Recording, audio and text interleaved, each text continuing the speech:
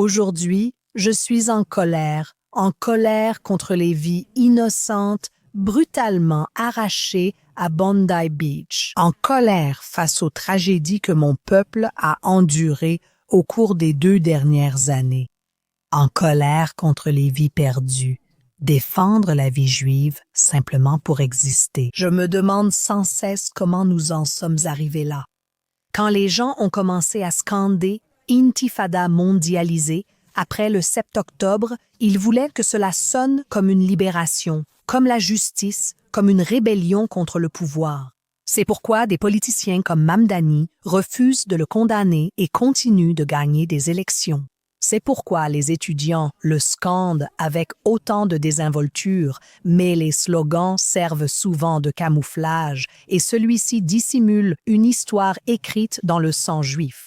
Pour comprendre ce que cette phrase signifie aujourd'hui, nous devons être honnêtes sur ce qu'était réellement l'intifada.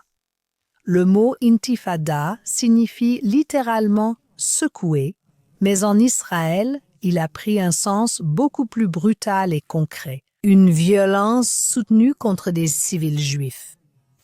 La première intifada a commencé en 1987, souvent idéalisée comme un soulèvement populaire, mais en réalité, elle a impliqué des lynchages, des cocktails Molotov, des attaques au couteau, des fusillades et des émeutes de masse.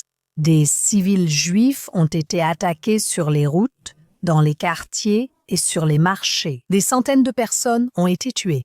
Ce n'était pas une résistance pacifique, c'était la normalisation de la violence contre les Juifs comme outil politique. Puis vint la seconde intifada, qui a commencé en 2000, celle que j'ai vécue, et toute ambiguïté restante a disparu.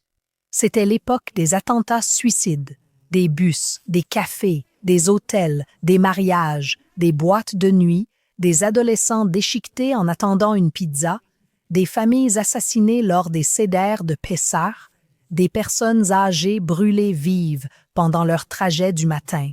Plus de 1000 Israéliens, juifs et arabes confondus, ont été tués. La grande majorité étaient des civils. Des milliers d'autres ont été blessés, traumatisés et orphelins. Voilà à quoi ressemblait l'intifada dans la réalité. Donc, quand les gens scandent « mondialiser l'intifada », ils n'appellent pas à la protestation, ils appellent à la mondialisation de ce modèle. Ils disent « Ce qui s'est passé dans les bus à Tel Aviv et à Jérusalem devrait se produire dans les rues de Londres. Ce qui s'est passé dans les cafés en Israël devrait se produire à Paris, New York et Berlin. » Ils disent que le champ de bataille n'est plus Israël, c'est partout où vivent des Juifs ouvertement. C'est la célébration de Hanouka sur la plage de Bondy. Et cela n'arrive pas par hasard. Ce n'est pas parce que les gens sont soudainement indignés par une guerre qu'Israël n'a pas commencé. Si c'était vrai, on verrait des Chinois attaqués à cause des Ouïghours, des Russes et des Ukrainiens traqués dans le monde entier, ou des Soudanais agressés en Europe à cause de la guerre civile. Ce n'est pas le cas. Cela arrive parce que la haine envers les Juifs est facile à mobiliser. Et l'a toujours été. Il existe une campagne concertée de délégitimation menée par des mouvements islamistes fondamentalistes comme les Frères musulmans et la République islamique d'Iran. Ils comprennent l'histoire, ils savent que les Juifs sont une cible commode. Il existe un réseau idéologique insidieux qui opère à travers des associations caritatives, des organisations non gouvernementales, des groupes d'étudiants, des espaces militants et des plateformes médiatiques à travers l'Occident. La vision des frères musulmans a toujours été claire. Israël n'est pas un problème politique à négocier, c'est une offense civilisationnelle à démanteler. Les Juifs ne sont pas seulement des adversaires, ils sont des obstacles. Le Hamas lui-même est une branche dérivée de la confrérie. Sa charte fondatrice présente ce conflit non pas comme une question territoriale, mais comme une guerre religieuse éternelle. Alors que le Hamas mène la violence sur le terrain, ses alliés idéologiques mènent une guerre contre les esprits occidentaux. Ils n'ont pas besoin de poser des bombes, ils implantent des récits, ils blanchissent les idées islamistes à travers le langage des droits de l'homme. Ils rebaptisent le suprémacisme religieux en justice sociale. Ils transforment les campus et les espaces culturels en points de pression et surtout, ils réduisent tous les Juifs à une seule catégorie coupable, rebaptisée sioniste. C'est ainsi que l'intifada se mondialise, voyageant du Moyen-Orient jusqu'aux rues occidentales, non pas comme une rage spontanée, mais comme une radicalisation stratégique. Et nous voyons déjà les résultats. Des synagogues attaquées, des écoles juives protégées par des policiers armés, des Juifs agressés parce qu'ils portent une kippa ou une étoile de David, des étudiants juifs à qui l'on dit de dénoncer Israël ou de cacher leur identité pour rester en sécurité. Ce n'est pas une critique de la politique israélienne, c'est une intimidation de l'existence juive. Et voici la vérité plus profonde. Rien de tout cela ne dépend réellement d'Israël. La haine des Juifs n'a jamais nécessité un État juif. Bien avant 1948, les Juifs étaient accusés d'empoisonner les puits pendant la peste noire, massacrés lors des croisades, expulsés d'Angleterre, de France et d'Espagne, diabolisés comme des parasites et des conspirateurs. Jusqu'à ce que ces mensonges culminent avec la Shoah. Chaque époque avait sa justification, son langage à la mode, sa propre excuse morale.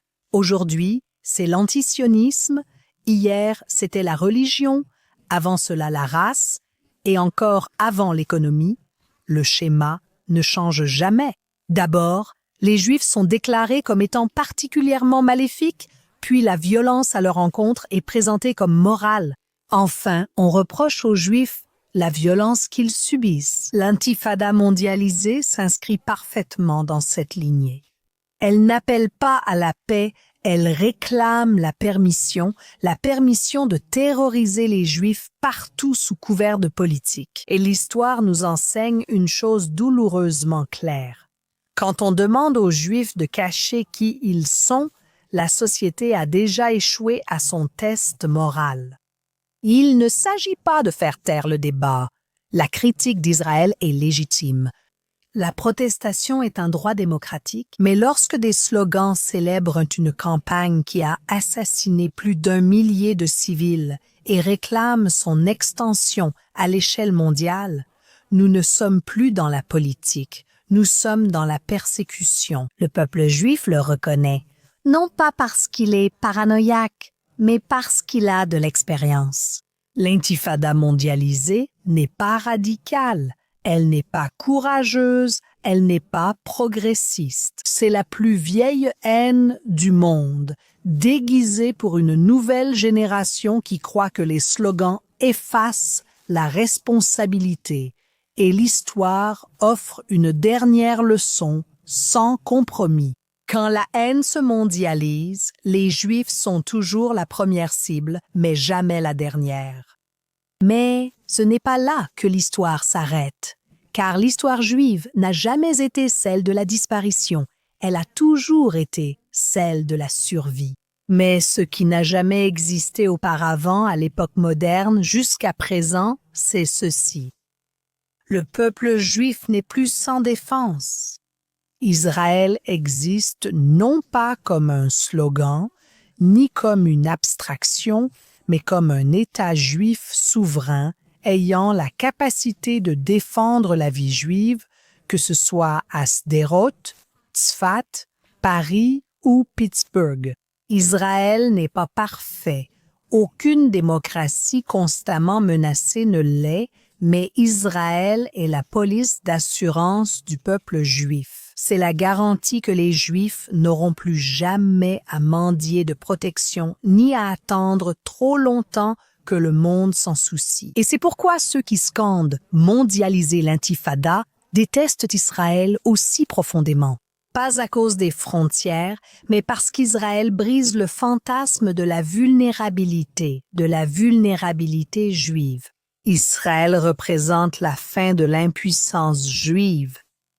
Et donc, Nous l'emporterons, non pas en devenant ce que sont nos ennemis, mais en restant qui nous sommes, en choisissant la vie plutôt que la mort, la création plutôt que la destruction, la continuité plutôt que la peur. L'histoire juive ne s'est jamais terminée dans la terreur, elle se termine, comme elle l'a toujours fait, par la survie. Joyeuse Hanouka!